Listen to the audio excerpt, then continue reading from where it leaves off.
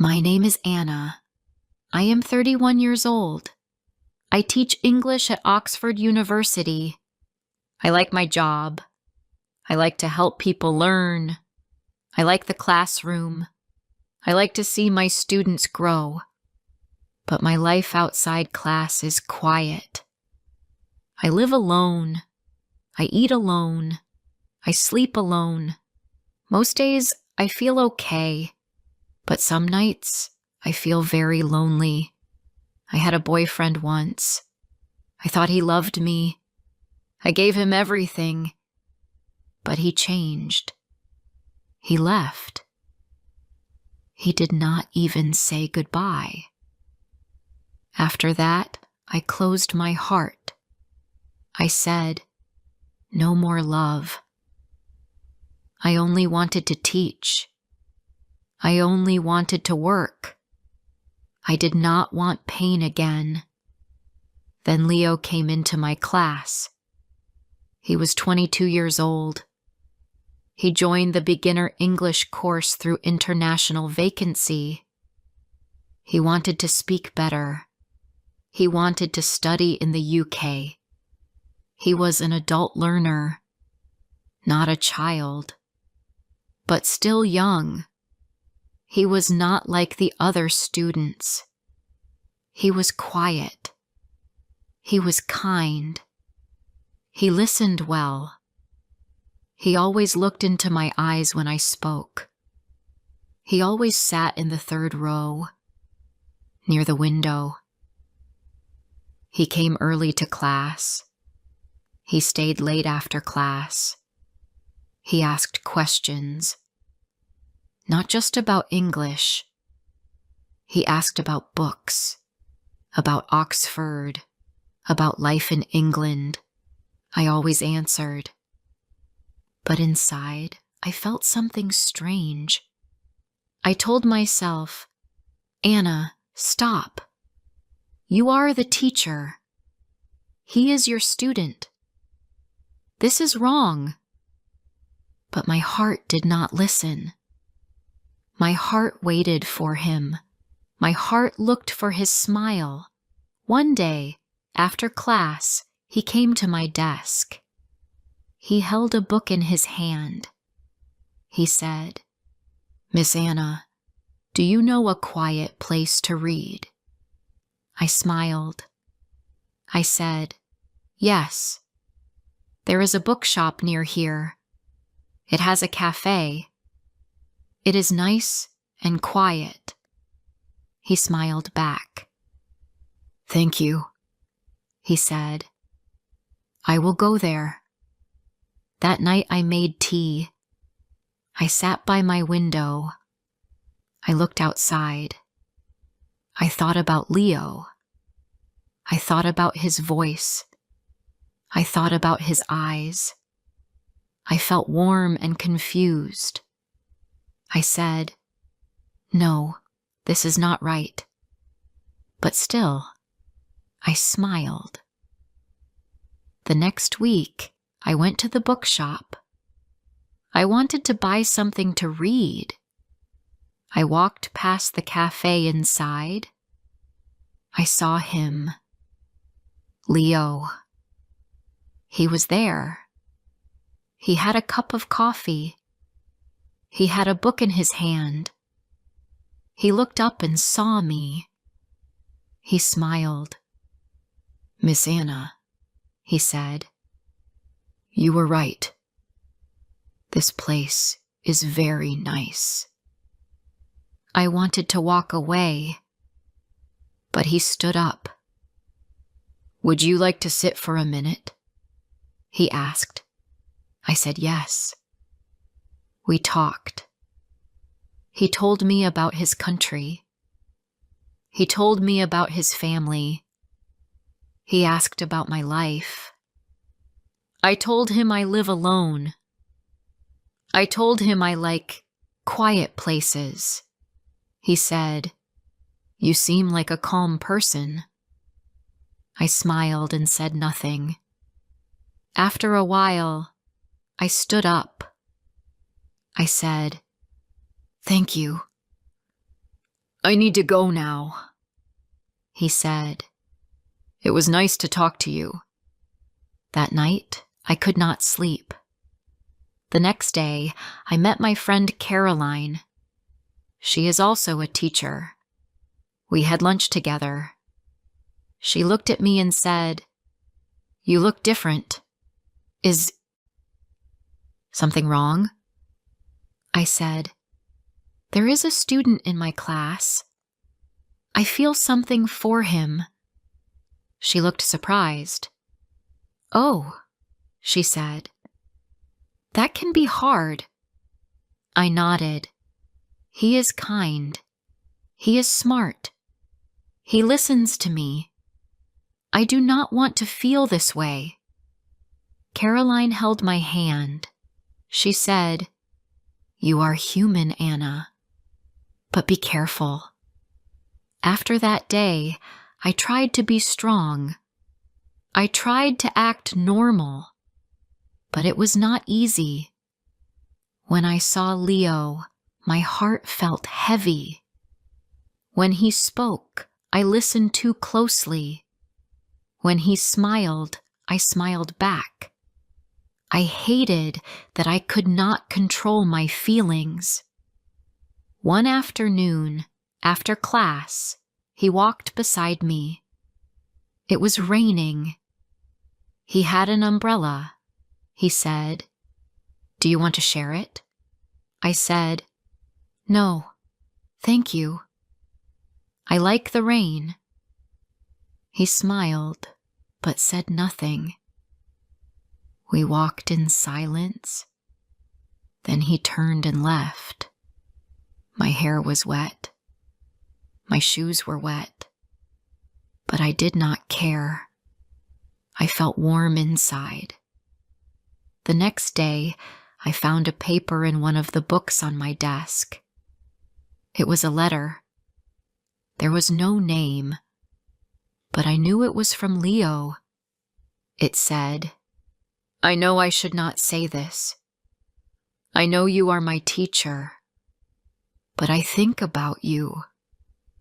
I will not do anything wrong. I just wanted you to know."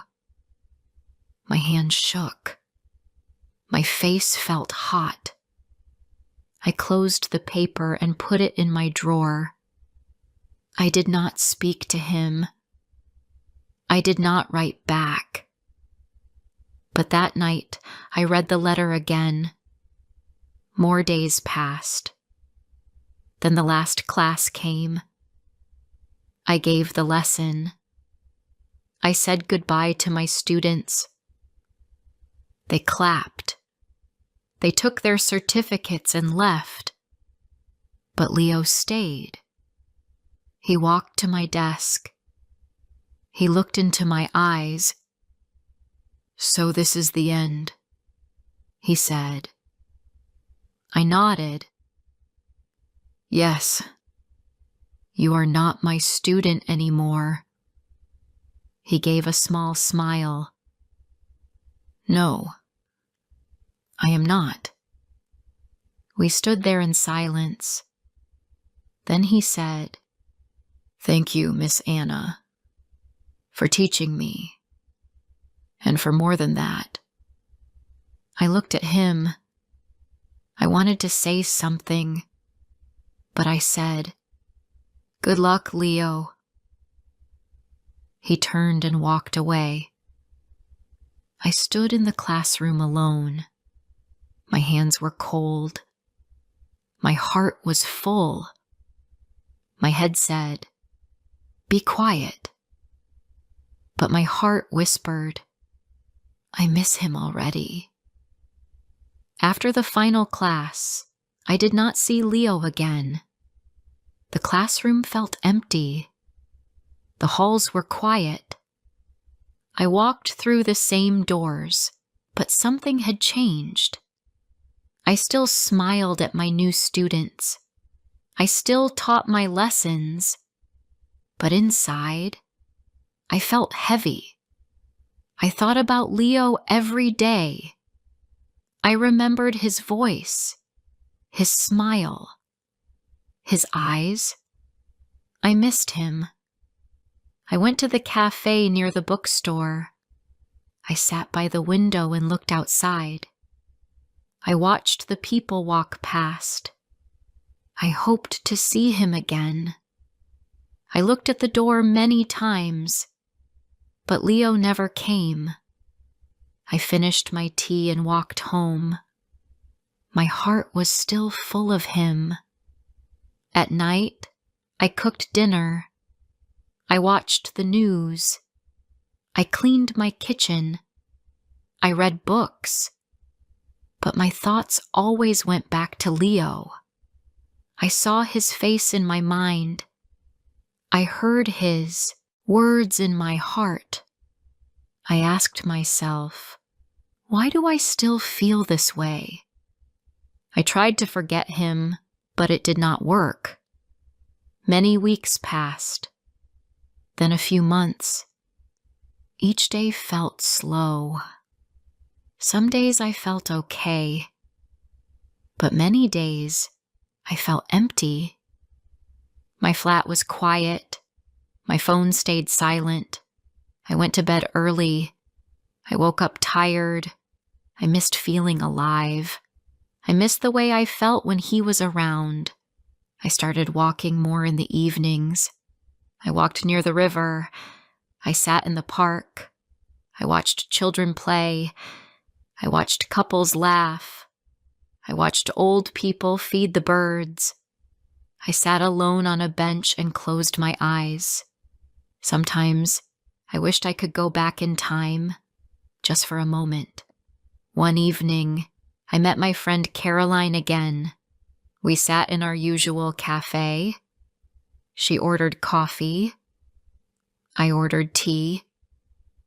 She looked at me and smiled. "You are still thinking about him," she said. I nodded. "Yes, I am." She took my hand.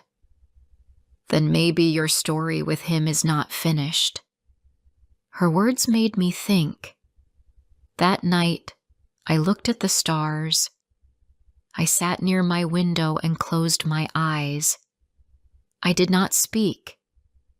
I only felt. I hoped. I wished. One Saturday morning, the sky was clear. The sun was soft. I went to the local market. I wanted fruit and flowers. I walked slowly. I stopped at the flower stall. I looked at the yellow tulips. They were my favorite. Then I heard a voice. "Miss Anna." I turned around. It was Leo. He looked a little older. His hair was longer. He had a small beard. He looked at me and smiled. I could not move.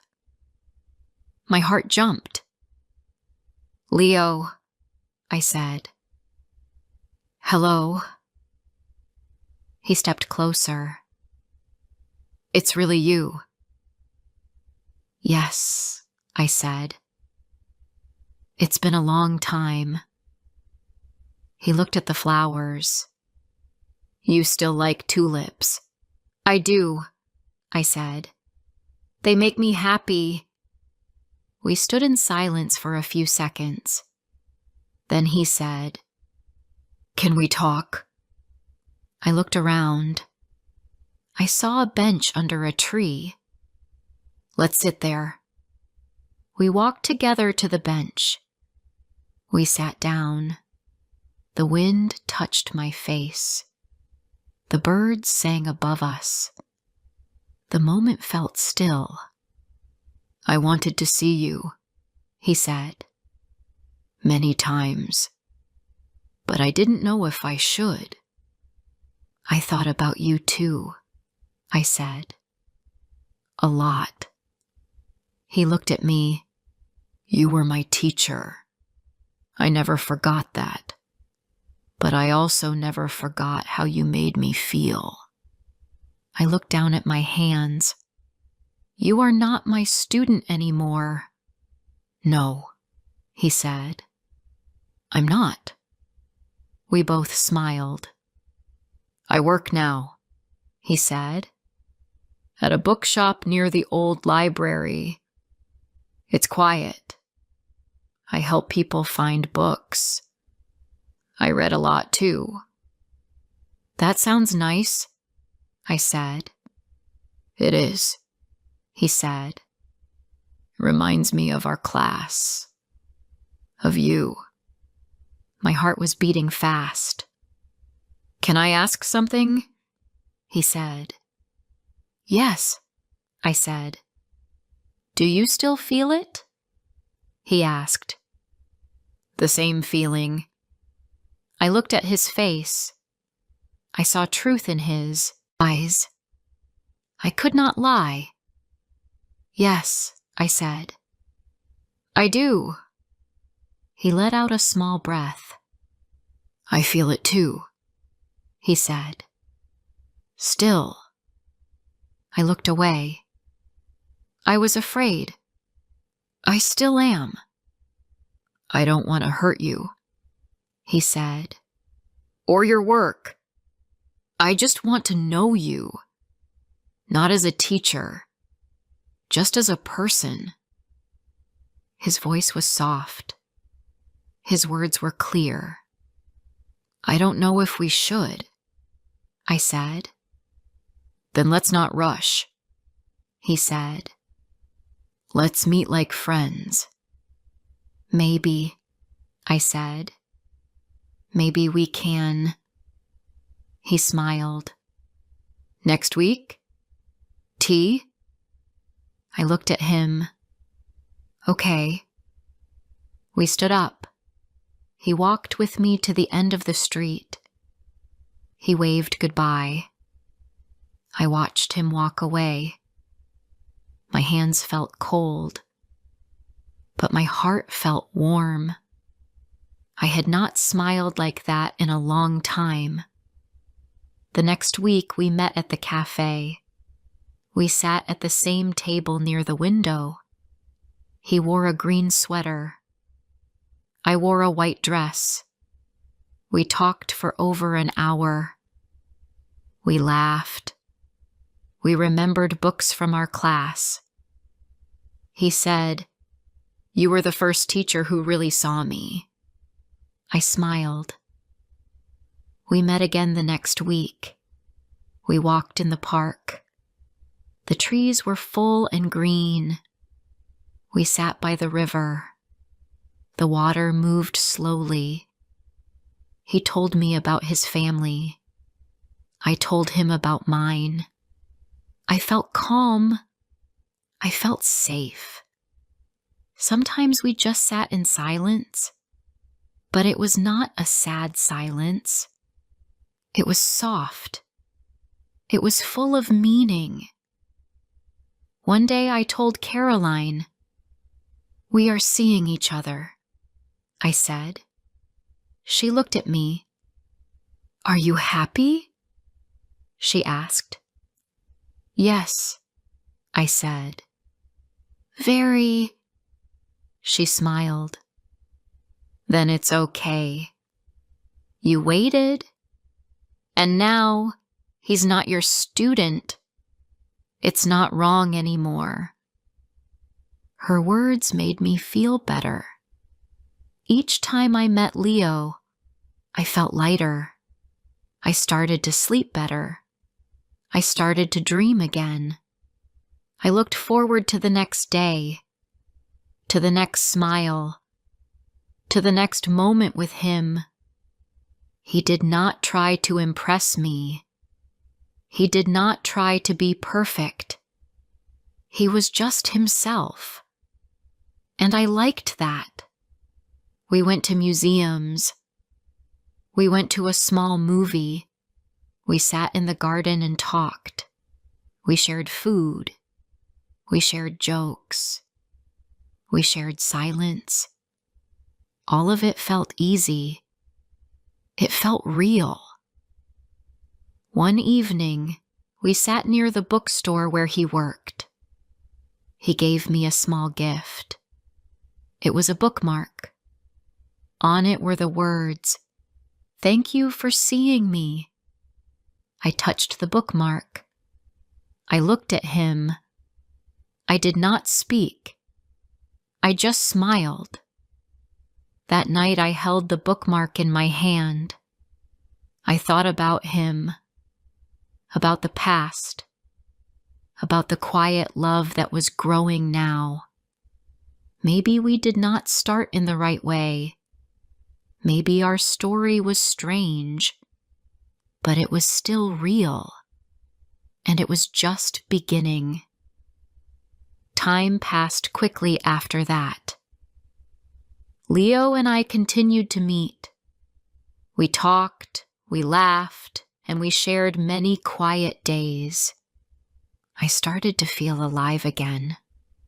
I felt young and full of hope, but deep inside, I was also afraid. I did not speak about this fear, not even to Caroline. One afternoon, we sat in the park. The sun was soft. Children played nearby. Leo was reading a book. I watched him. His face was calm. His hands held the book gently. I smiled, but then I felt something inside me. Something sad. I asked myself again, can this really work? He was kind. He was smart. He cared about me. But he was still young. And I was not only older. I had been his teacher. People would talk. My job could be at risk. My name could be hurt. Leo looked up. "What are you thinking about?" he asked. I looked away. "Nothing important," I said. But it was a lie. At home, I sat in my chair and thought for hours. I made tea. I looked at the rain on the window. I tried to think clearly. I asked myself, what do I want? What is right? Caroline came over that weekend. I told her how I felt. I said, "I love being with him, but I am scared. I don't know what to do." She was quiet for a moment. Then she said, "It's okay to be scared, but you have to be honest. With him and with yourself." The next time I saw Leo, we sat at a table outside the cafe. The sky was gray. The wind was cold. I looked at him for a long time before I spoke. "Leo," I said, "I care about you, but I need to think about the future." He looked confused. "What do you mean?" "I mean, I'm not sure if this can work," I said. He looked hurt. "Why not?" "You are younger," I said. "You are just starting your life. I already lived that part." He was quiet. "I'm not saying I don't feel anything," I said. "I do. But feelings are not always enough." He looked into my eyes. "Do you want to stop seeing me?" I did not answer right away. "No," I said. "But maybe we need space." Leo did not argue. He just looked down. "Okay," he said. "If that's what you need." That was the last time we met for many weeks. The days felt long again. The evenings felt dark. I walked to work. I walked home. I saw the same people, but something was missing. I missed Leo, but I also felt quiet inside, like I had closed a door and did not know how to open it again. 2 months passed. One day, I received an invitation to a wedding. It was from an old friend. I went. I wore a blue dress. I sat near the back. People danced. People laughed. I stood near the table, holding a glass of water. Then I heard someone say, "Anna?" I turned. It was Mark, a man I knew from my past. We had worked together at a summer school many years ago. He smiled. I smiled too. We talked. We shared stories. We laughed. That night he walked me home. We met again the next week. Then again. Mark was different from Leo. He was my age. He had a stable job. He liked quiet things. He spoke gently. He made me feel safe, not excited like Leo, but calm, peaceful. Months passed. Mark asked me to marry him. I looked at him. He was good. He was kind. I said yes. My family was happy. My friends were happy. Caroline hugged me and said, "I'm proud of you." But inside, part of me felt sad. I remembered Leo, his voice, his smile, his gift, the bookmark. "Thank you for seeing me." I kept it in my book, hidden but close. I did not see Leo again until one rainy afternoon, 1 year later. I was walking through the bookshop where he once worked. I saw him standing near the back, helping a child find a book. He looked older now, more serious, still kind. He turned and saw me. His face changed. Not angry, not sad, just surprised. "Hi, Leo," I said. "Hi," he said. "It's been a while?" "Yes," I said. "It has." He looked at my hand. He saw the ring. He smiled, but it was a small, quiet smile. "You got married," he said. "I did," I said. "Just a few months ago." He looked at the floor. "I'm happy for you." I wanted to say something. I wanted to tell him he was not a mistake, that he still meant something, that he helped me feel again.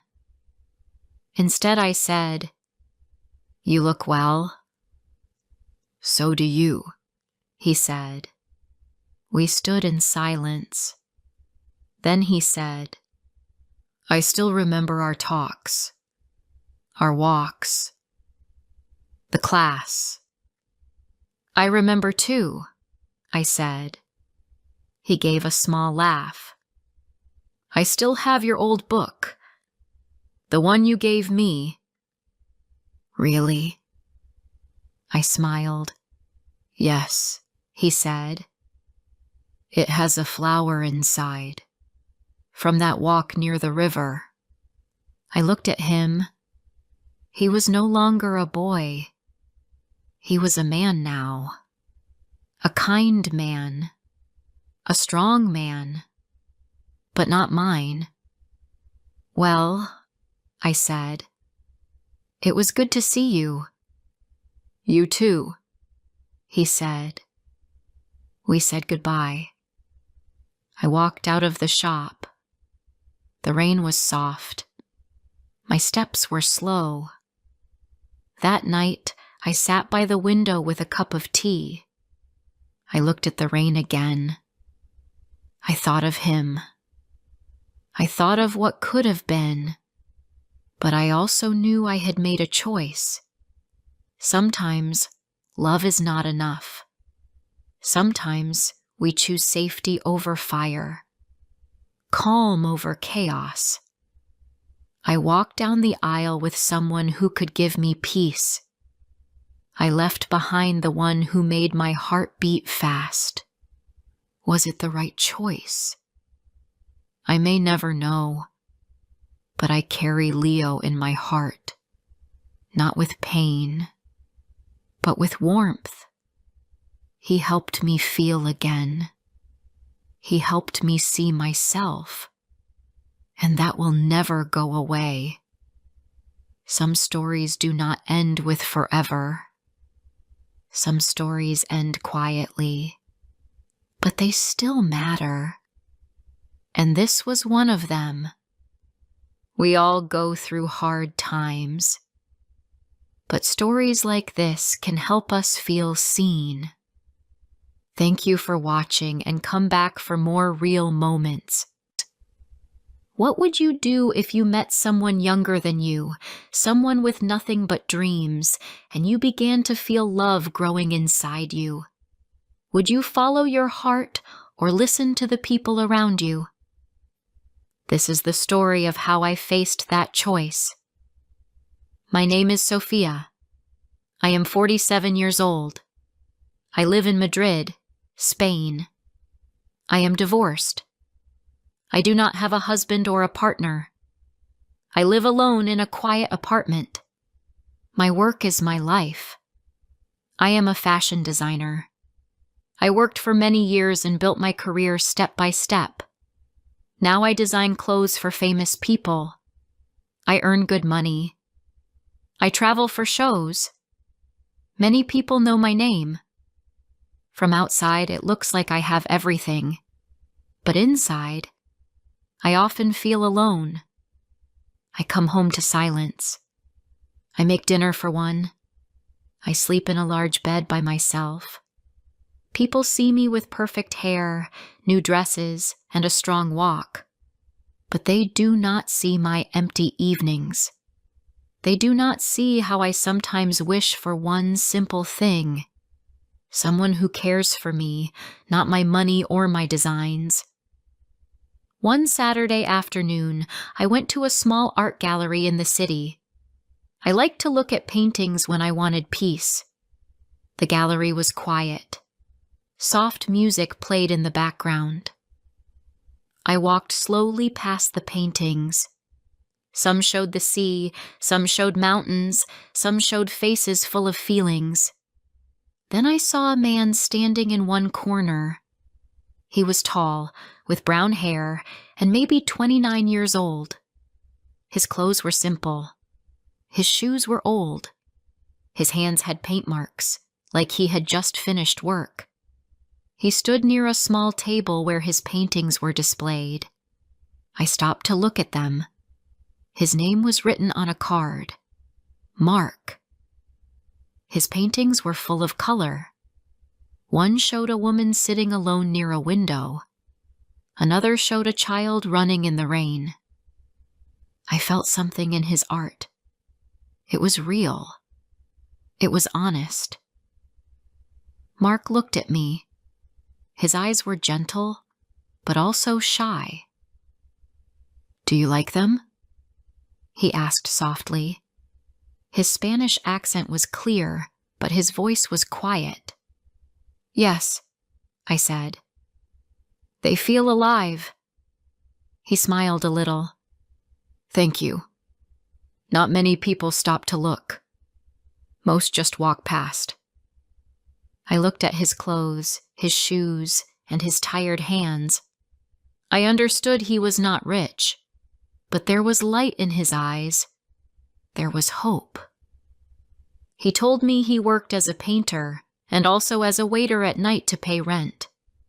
He shared that he dreamed of having a big studio one day. He wanted to paint full-time, but it was hard. I bought one of his small paintings that day. It was a picture of a street with yellow light and shadows. He wrapped it carefully in paper and gave it to me. "I hope you enjoy it," he said. I went home with the painting, but also with a new thought. I kept seeing his eyes, full of hope. The next week, I returned to the gallery. He was there again. We talked more. We shared coffee at a small cafe nearby. His stories were simple but full of life. He laughed when he spoke about his childhood in a small town. He told me about painting in the streets, selling pictures for a few coins. I told him about my fashion shows, about Paris, Milan, and New York. Our lives were different, but we listened to each other with care. Soon we began to meet more often. Sometimes I invited him to a cafe.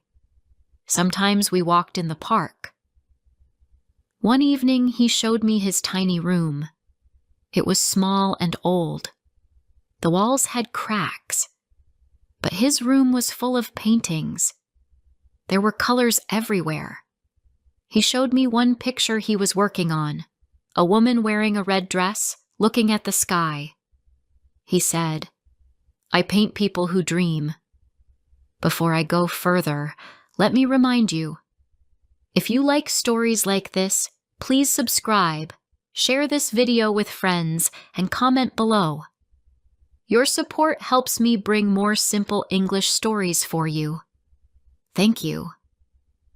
The more I met Mark, the more I felt different. He was younger than me. He did not have money or a big car. But when I sat with him, I felt light. He made me smile in a way I had not smiled in years. He asked about me, not about my work or my business. When I was with him, I was not Sophia the designer. I was just a woman, listening, laughing, and walking beside a man who cared. But not everyone understood. People around me began to whisper. Some said, "Why is she with such a young man?" Others said, "He only wants her money." At first I tried to ignore them, but words can cut deep. At parties, I saw people look at us with strange eyes. They whispered when we walked away. I pretended not to care, but in truth, I felt pain. One night, I asked him, "Do you hear what people say about us?" Mark looked at me and said, "Yes, I hear. But do you believe them?" His question surprised me. I stayed quiet. Then he took my hand and said, "I do not care about your money, Sophia. I care about you. You believe me, don't you?" I saw his eyes, and I knew the truth. Still, I was afraid. I had been hurt before. My ex-husband left me for another woman many years ago. Since then, I had promised myself not to open my heart again. But with Mark, that promise began to break. He was not like the men I knew. He did not ask for gifts.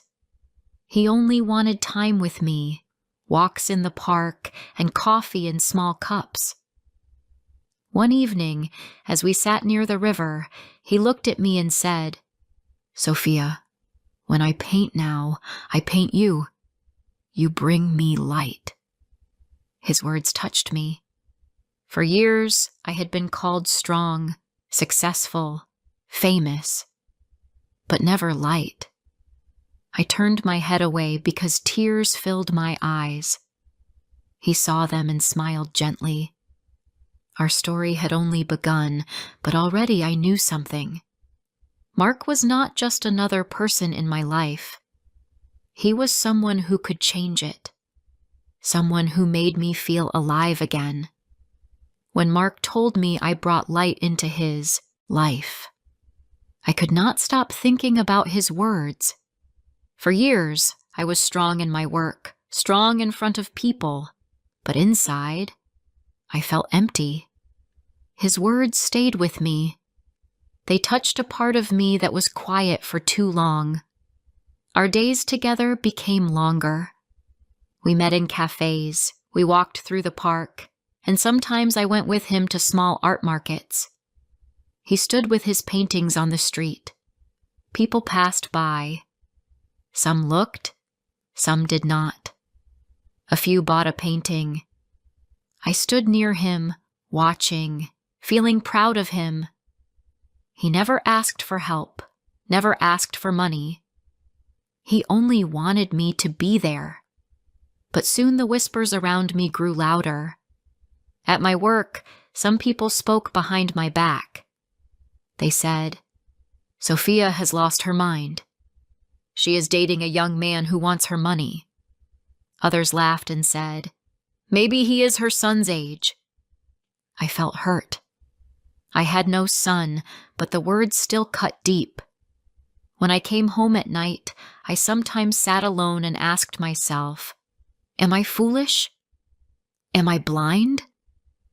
One evening I asked Mark again, "Do you care about what people say?" He looked at me with calm eyes. "No. They do not live our life. They do not feel what we feel. Let them talk. We know the truth." His answer gave me peace for a moment, but the fear inside me was not gone. One night we went to a small restaurant. The light was soft, music was quiet, and the food smelled warm. Mark looked happy. He told me he sold 2 paintings that week. He wanted to save money for better paint and canvas. As he spoke, I looked at his hands. They were strong, but the skin was dry and marked with color. I reached out and touched them. He looked at me and smiled. After dinner, as we walked outside, he stopped under a streetlight. He held my face in his hands. His eyes were full of feeling. Then he kissed me. It was not a quick kiss. It was deep and full of truth. My heart beat fast, but not with fear. For the first time in many years, I felt love again. After that night, our bond grew stronger. We spent more time together.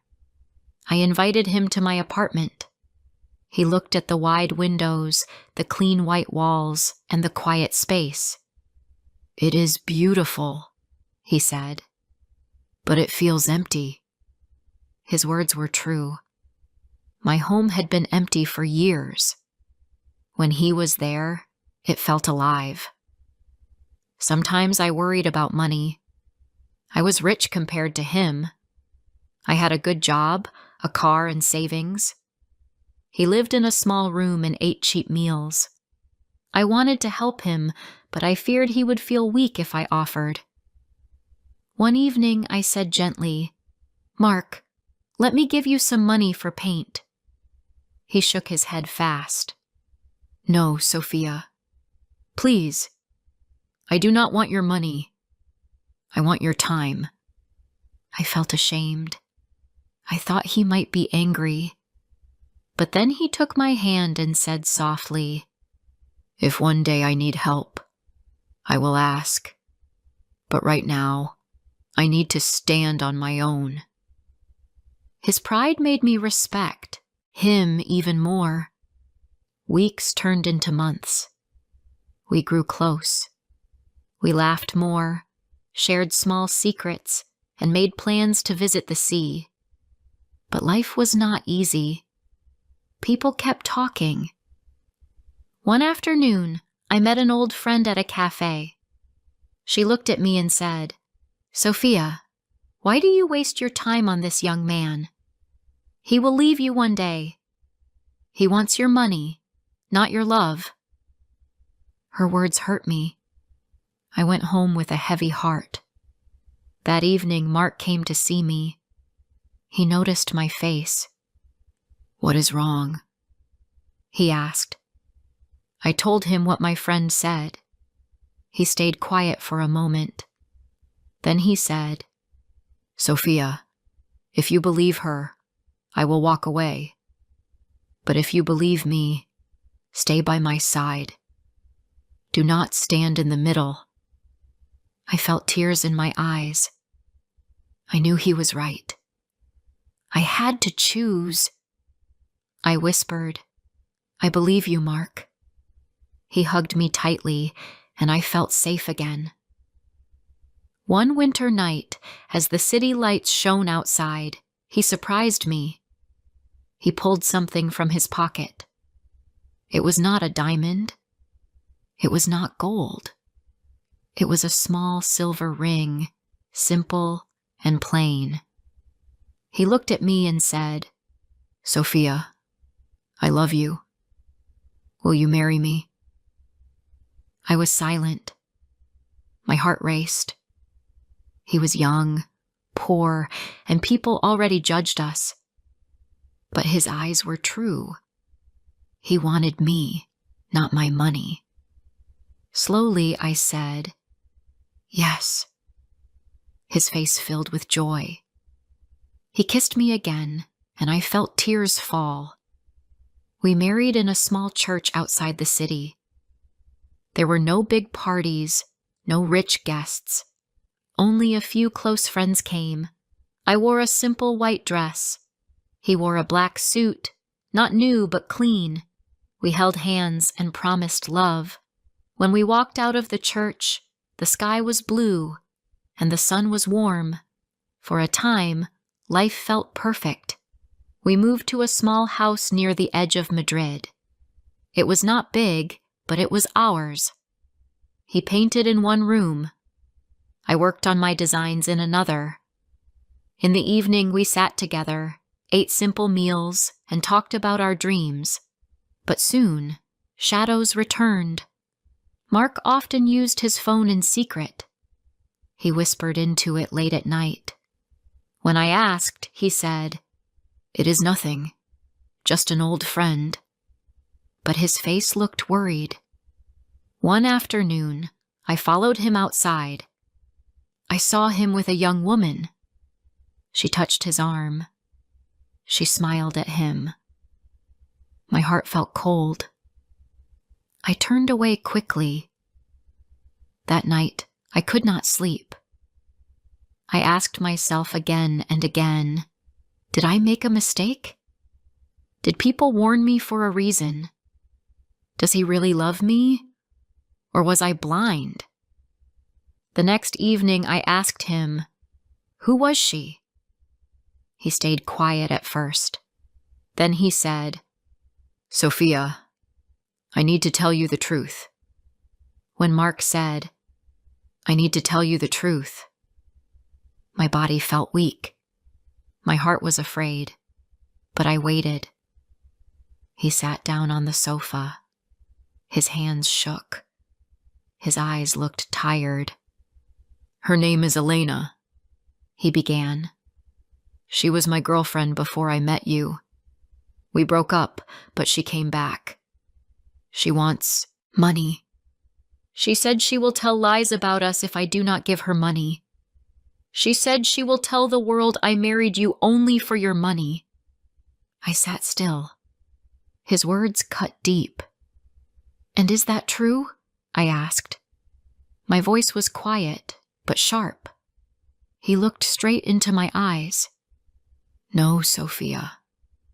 I love you. You know me. You know I never asked for money. But Elena does not care. She only wants to hurt me. And now she wants to hurt us." I turned my head away. My thoughts were heavy. For years, I built my life. I worked hard, step by step. I gave everything for my career. And now, with him, I opened my heart again. But what if he was lying? What if the people were right? "Why did you not tell me before?" I asked. He put his head in his hands. "I was afraid. I did not want to lose you. I thought I could solve it myself. But I cannot. I need you to know the truth. For a moment, I wanted to stand up and walk away. But then I looked at him again. His eyes had no lies. His voice was low, but true. I saw fear, but not greed. What do you want me to do? I asked.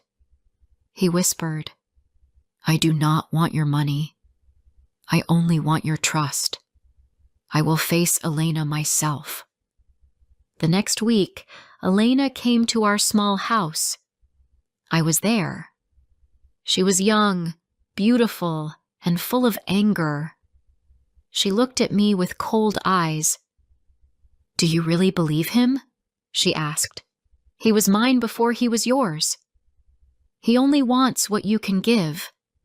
I wanted to answer with anger, but I stayed calm. If he wanted money, he would already have it. But he chose to work. He chose to stay poor.